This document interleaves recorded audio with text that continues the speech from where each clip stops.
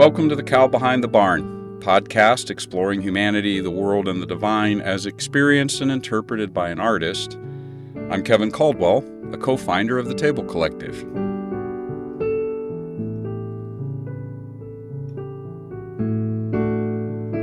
Well, first, I need to correct a rather obvious and embarrassing mistake from episode 12. A friend pointed out that in that episode I said, as an example of how we think about and use time, quote, "It takes 24 hours for the Earth to circle the sun." Embarrassing, because, of course, it takes 1 year to circle the sun and 24 hours for the Earth to revolve, which long ago used to be understood as if it takes 24 hours for the sun to circle the Earth. I'm grateful for that to be pointed out. In that same episode, I shared some of my ways of seeing through my artistic expressions, through a poem and a song, and I noted that these conclusions of mine about time were ones that I intuited. How might my intuited way of seeing time stand up to the scrutiny of physics and then philosophy? Well, regarding physics, I looked at the physics of time in episode 13, and not surprisingly, I was surprised by what I learned. Things like time is and has been incrementally speeding up ever since the Big Bang. Time is not the same everywhere for everyone. The past, present, and future are not as distinct as our normal way of thinking might suggest. And, as it happens, my artistic intuitions, expressed in some of my poetry and music, are in many ways similar to what physics reveals about the nature of time. Before digging in, I want to share a bit about how I've been experiencing the content of the prior episodes about time, emotionally, personally. I'm struck by how fascinated by time I've been for many years, long before beginning this current project. So much of my poetry and music has been inspired by my experiences of past and present and of how memory works. But until recently, I've paid much less attention to the future. Yes, I imagined it, but did not dwell on it, except, I suppose, as something that would arrive and then also pass away. In a way, this tendency towards nostalgia was so powerful that I've also been nostalgic about the future, missing it before it even arrives, as if it were already gone. These emotional textures in my soul have resulted in an extended and futile effort to cling to the present moment, to hold it and keep it with me so that it does not slip away. The podcast project has inspired me to ask more deeply at a very personal level about not just my understanding of time, but really about my emotional relationship with time. In this episode, I'm going to share two more of my creative offerings, which each arose from this relationship with time that I've had for so many years. The first is a song from an album of mine. The second one will come near the end of the episode, but this first one comes from an album I called The Locket on a Silver Chain, which uses poetic spoken word and 4 songs all woven together to explore how our lives are connected in various ways. This is the first of the 4 songs, and it's called I Saw Your Eyes.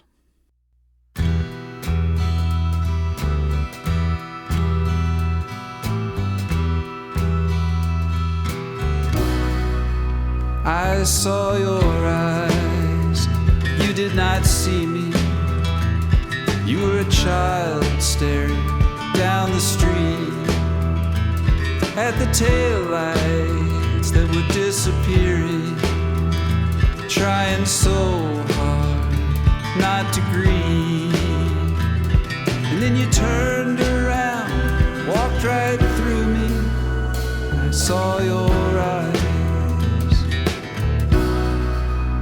I saw your eyes, no words were needed.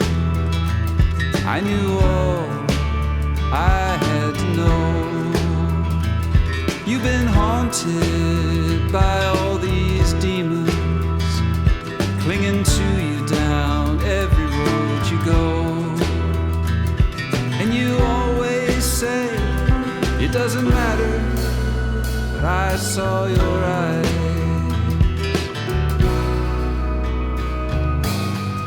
Torn window screen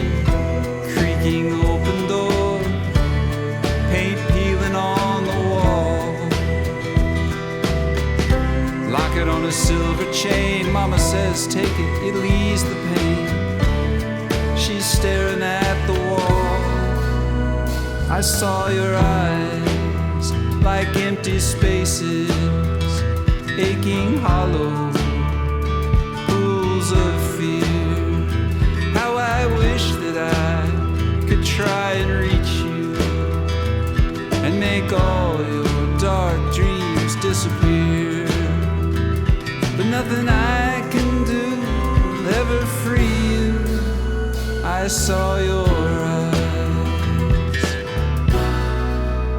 I see your eyes, still not believing what you saw there on that day.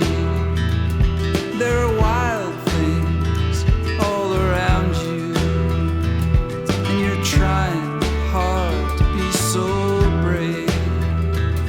With your hand still clasped on that locket, I see your eyes.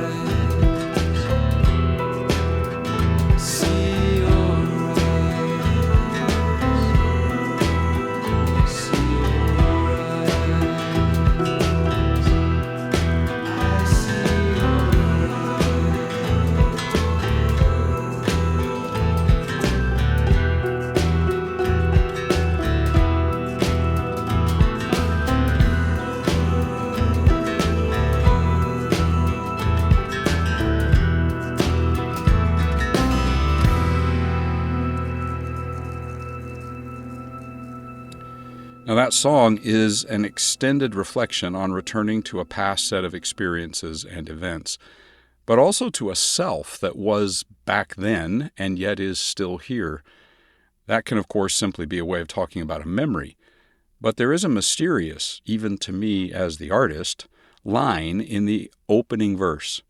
Then you turned around and walked right through me, and I saw your eyes. Is this a function of a person's memory? Or is the song portraying a person at two different points in their life, present simultaneously, the older and younger version of themselves there in a shared moment? I'll add that the song is rooted in an actual event in my own life.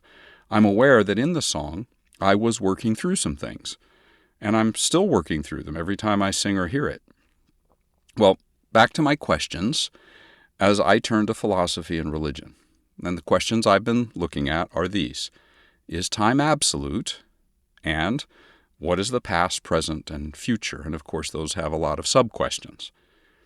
But also between the last episode and this one, a new question raised its hand for me to call on, as it were, which I suppose I should have seen coming. Does time have a beginning and an end?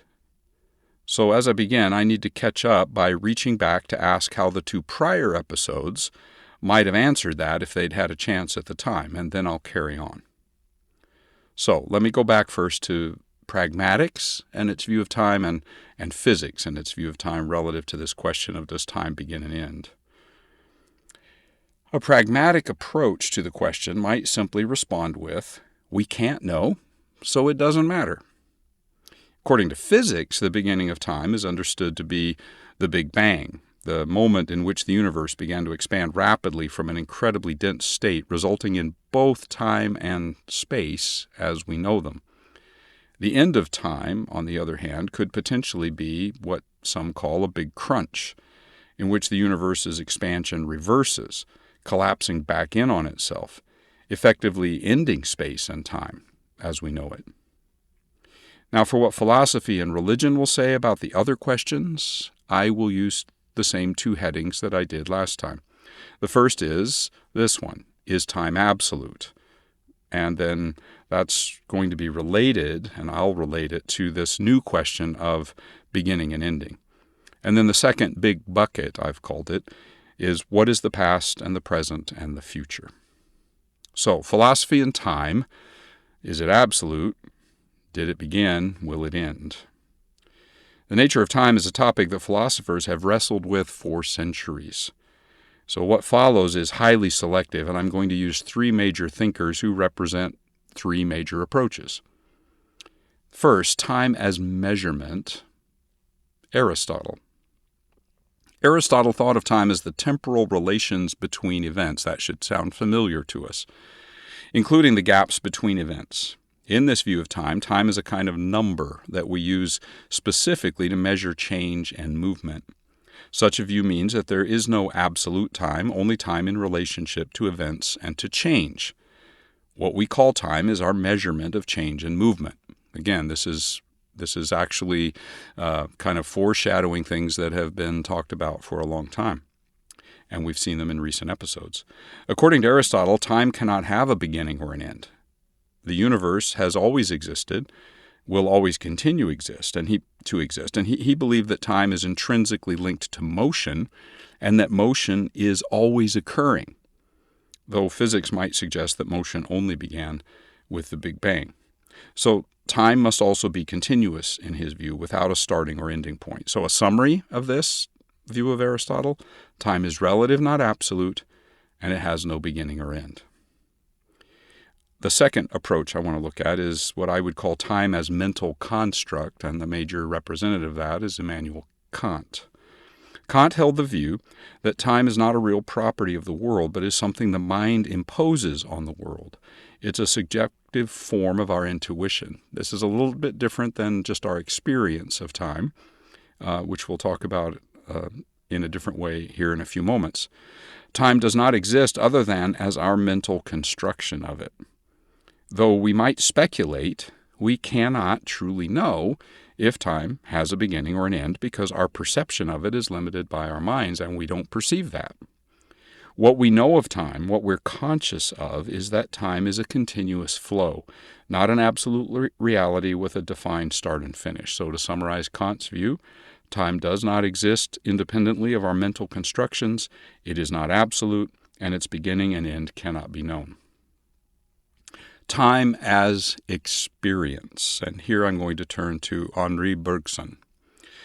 Bergson juxtaposed what he called objective time, which is the time of clocks and calendars, with what really mattered for him, lived time, time as we experience it, which he called duration.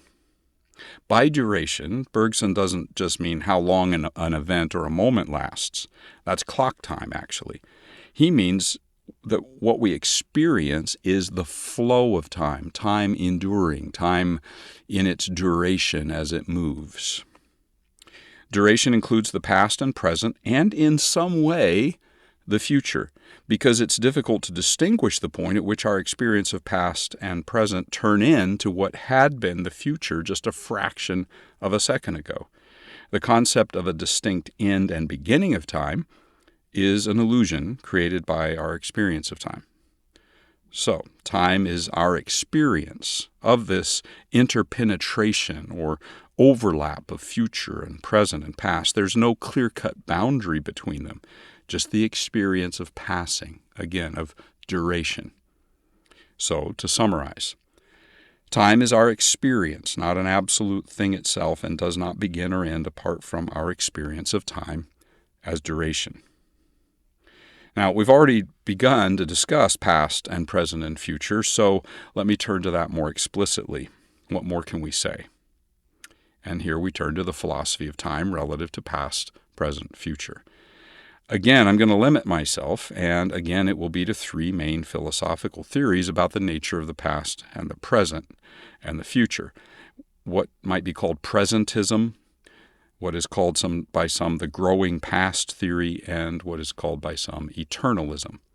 Those theories arose in reflecting on what we might call the ontology or being of time, the existence, the nature of the existence of time, whether the past and the future are in any sense real, or does only the present actually exist. So first, presentism. This theory holds that only present objects, present events are real. And we recognize this when we compare the vividness of our present experiences compared to our relatively dim memories of past experiences and vague expectations of future experiences or events. There are also events of which we have no memory. We only know them indirectly, and they are for us in some ways unreal. The dinosaurs have slipped out of reality. We have ideas about them, but not from direct experience. They are not real to us. They're gone. The same is true of events we remember from our personal experiences. That's presentism. Only the present is real. The growing past theory holds that the past and the present are both real, but the future's not. The future is indeterminate or merely potential. Dinosaurs in the past are real still, not only back then, but an animal that will be real 100 years from now is not yet real. The difference between presentism and growing past theory might be expressed like this. They both agree that the present is real. However, presentism would say that past things and events were real. Growing past theory says they still are. And this all gets, to understanding the nature of memory and cognition. More on that maybe a bit later. Eternalism is the view that the present, past, and future all exist. They're real. The differences we experience in relationship to them are subjective differences, meaning not that we make them up, but that we perceive past, present, and future differently as subjects.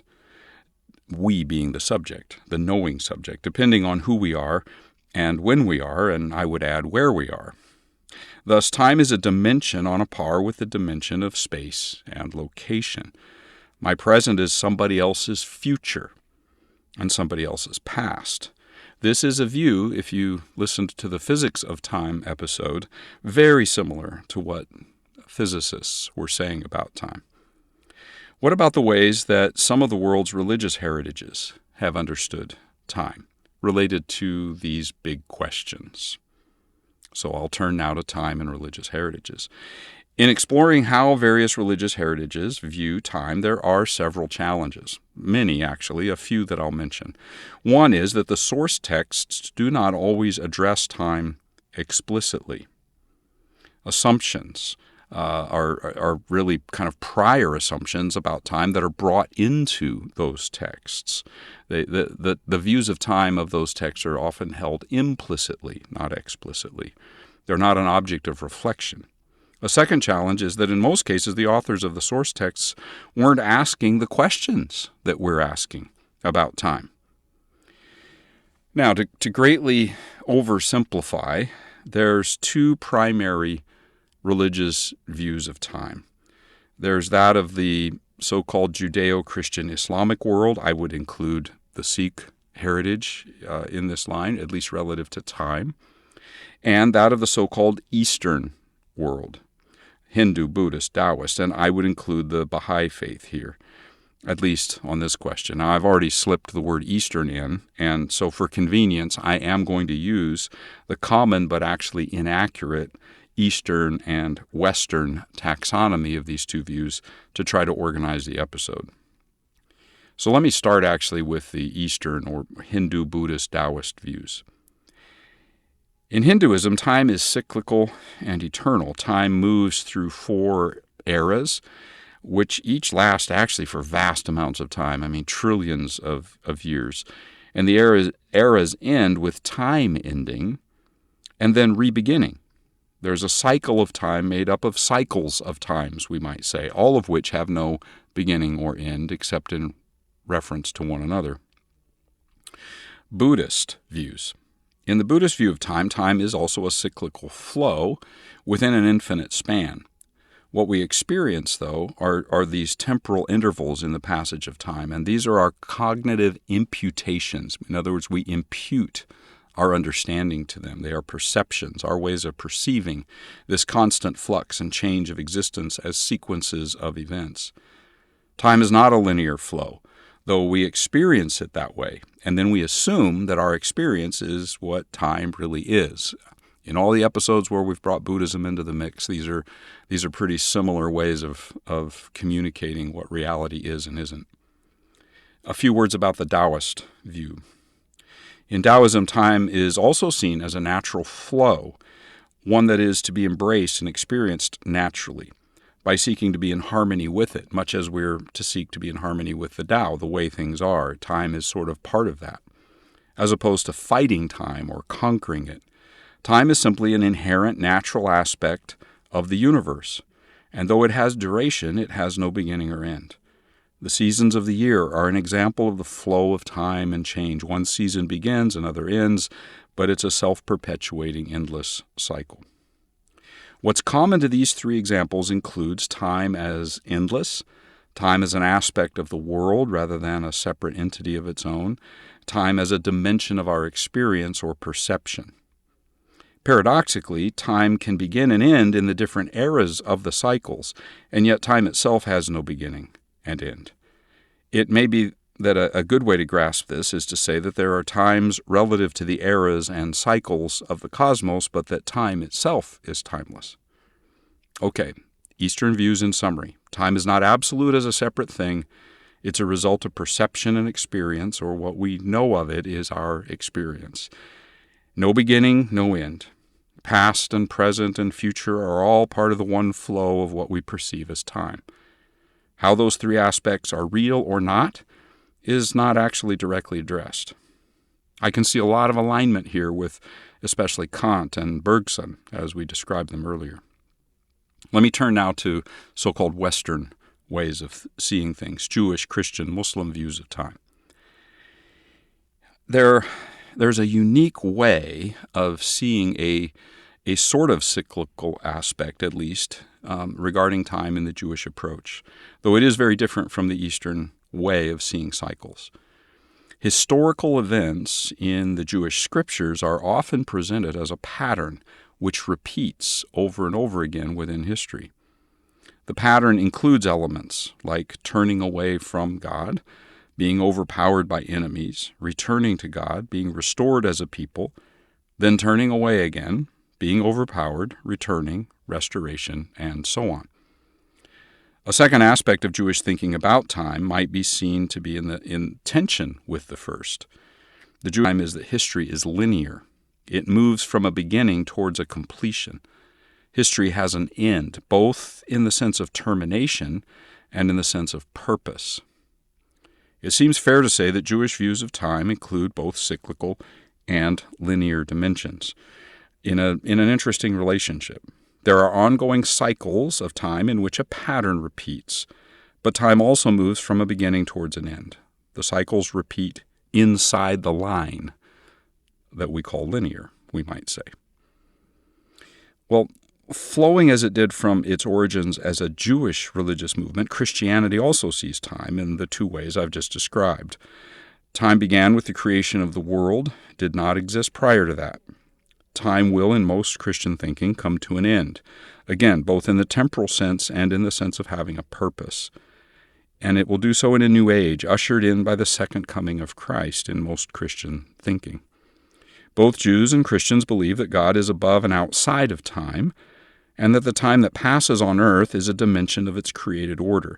Time does not exist apart from that created order. The Muslim view of time is very much in keeping with all of this, with the Jewish and the Christian views. Time is a creation of God. Time is linear, moving from a beginning point to an end point. There's a similar view of cycles, not as eras which begin and end as in Eastern thought, but as patterns within the linear flow of history. This is a little bit less clearly spelled out within the Quran, but it is there to be found. There will be a day, the day, in the Quran, which is a phrase used over and over, much as it is in the Jewish prophetic literature, when all will come to a concluding point. Following that, all will be eternal, timeless. Now let me try to summarize the philosophical and religious views of time, and I'm going to go back to the questions I've been asking and try to organize the various responses and answers that I've come up with along the way. So, is time absolute? Does time exist as an independent thing that is always the same?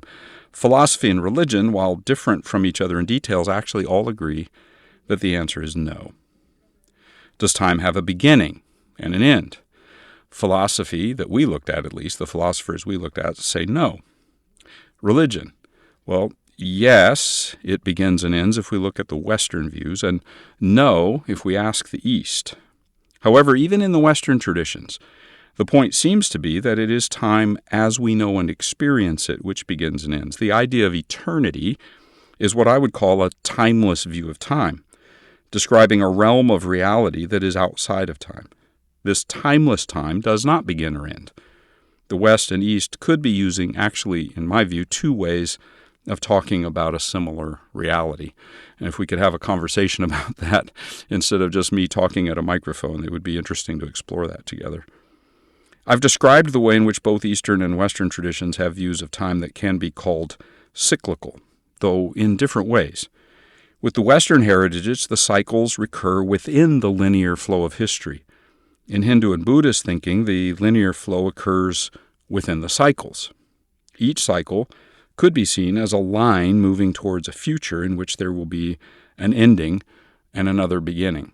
I find that a really interesting comparison, whether there are cycles within the line or a line within each cycle. What about past, present, and future? There were three responses to this from philosophy. The only time that exists is the present, presentism. Both present and past are real, but in different ways. That's the growing past theory. And all three exist in some way in the so-called timescape, which is the eternalism view. But what about religious views about this? It's nearly impossible to understand how different religions might view the nature of past, present, and future without talking about the divine. Though I know this takes us into topics that I plan to hold until future episodes. I need to say something about it here, though, just to give even a cursory answer. Because for those heritages which include a personal divine being, there is one sort of answer. And for those which do not, there is another kind of answer about the nature of past, present, and future. So, I'm including Jewish, Christian, and Islamic heritages in the former, those that believe in a divine being, and Buddhist and Taoist in the latter, though there are exceptions in both of those heritages. The varieties of religious tradition we call Hindu include varieties of both views of personal deity or not. Again, very general and inaccurate if we press into details, but true in a broad way. So if one assumes there is a divine being, which is outside of time, then past and future are just as present to that being as is now for us. If one does not assume such a divine being, the response might be the only time that exists is the flow of time, not what has already flowed or will flow. Or it could be that not only are the past and future not real in themselves, but the same is true for the present. It too isn't real, apart from our perceptions and experiences of it.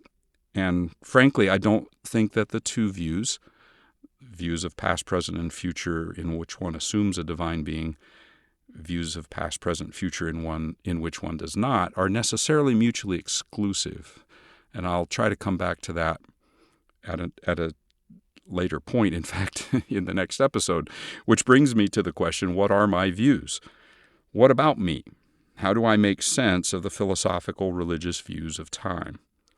And how do I tie those to physics and to pragmatics? There's two ways I can answer that. One is from a very considered, reasoned way of absorbing what philosophy and religious reflection have led me to conclude, and mixing in physics and pragmatics. For that, I'm going to wait until the next episode, though there are probably hints of it in this episode, in prior comments, and perhaps even in the two immediately preceding episodes. The second way of responding is more personal. I shared earlier that the podcast has been an occasion for me to revisit a lot of my experience of time, and not just my thoughts about it. So here, I share a poem that represents this experiential element, this existential element, so to speak. And it's also a response to it. It's a decision, or it represents a decision, and an intention to face time and emotions and experiences, to refuse easy escapes and distractions from what's difficult about all of that. And maybe as I share it, it will invite you to do the same. This is a poem called Unset Bones. Unset bones. Marrow between unknit bones, an old break, knotted ends, jagged, yearning, grasping toward each other across the tissue-padded gap. Tender flesh, filling in for bone. Under pressure, the whole mass shifts, swerves, out of line, wiring a dull signal of ache up the nerve ways to whatever place in the moist gray cave is assigned to register complaint, a throbbing, familiar ebb at the edges of a wrinkled consciousness.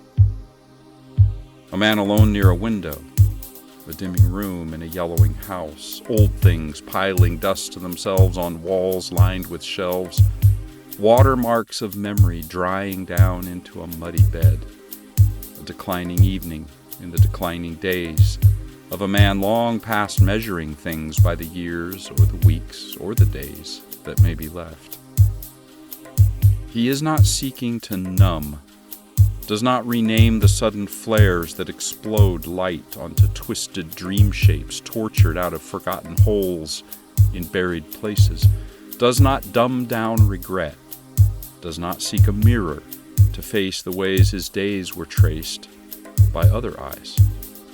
Nor does he bind a blindfold, does not drown down the minutes, filling his ears with other sounds, does not paint over a memory with false faces.